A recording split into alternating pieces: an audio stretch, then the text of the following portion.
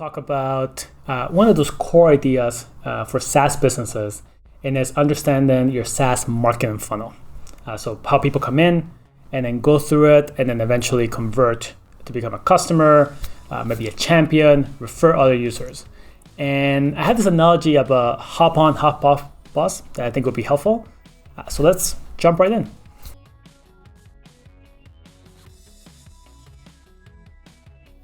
Hi there, and welcome to Hidden Gems. My name is Ruben, and today we're talking about SaaS marketing funnels. So this is a very basic idea that can get complex quite quickly, but at its most fundamental level, it's a way for us to keep track of potential customers as they come in from the top. They may become customers, champions, refer users, high value customers. There's a lot of different steps along the funnel. And if you've been traveling anywhere in the world, you probably saw the hop on, hop off buses that kind of take you throughout the city through the main activities. And I think it's a great analogy that we can use for our SaaS marketing funnel. So the bus starts somewhere and people hop on and then the bus goes to different destinations. So as it goes through the different spots, people will drop off. Just like in your funnel, you have lots of people at the very beginning of the journey, and then they'll be dropping off dependent on their life circumstances. Maybe it's not for them. Depending on how interesting the bus route, something you can do, and depending on what they think their time is worth. Should they stay on this bus or go do something on their own? So the same thing in the funnel, right? You're losing people along every step of the way, and some things are within your control and some things are not.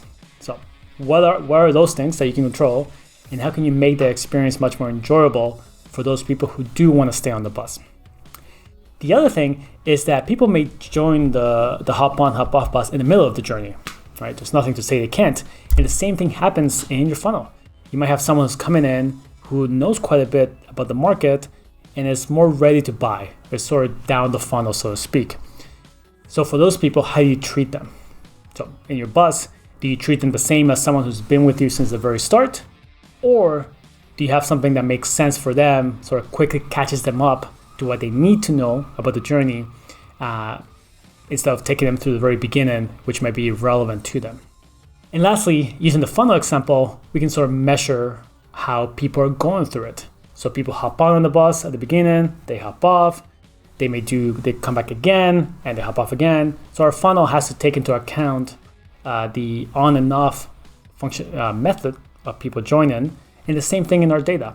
We have to be able to look at people who are coming in, going out, joining in the middle, joining out, and then have some kind of cohesive picture around how well the funnel converts, how well people enjoy the bus ride, and what we can do to improve it. Where are some of the biggest drop-off points? Where are some of the things in the story that could be much more useful or relevant to our prospects? Based on this analogy, you can then focus on making the journey, or I guess the customer journey, as interesting and relevant as possible, and ensure that everyone has an enjoyable experience regardless of where they hop on or where they hop off. If you enjoyed this video, there's going to be a link in the description for the weekly growth needle. I've been sharing different ideas like this one, growth, data, and sometimes just random tidbits I come across.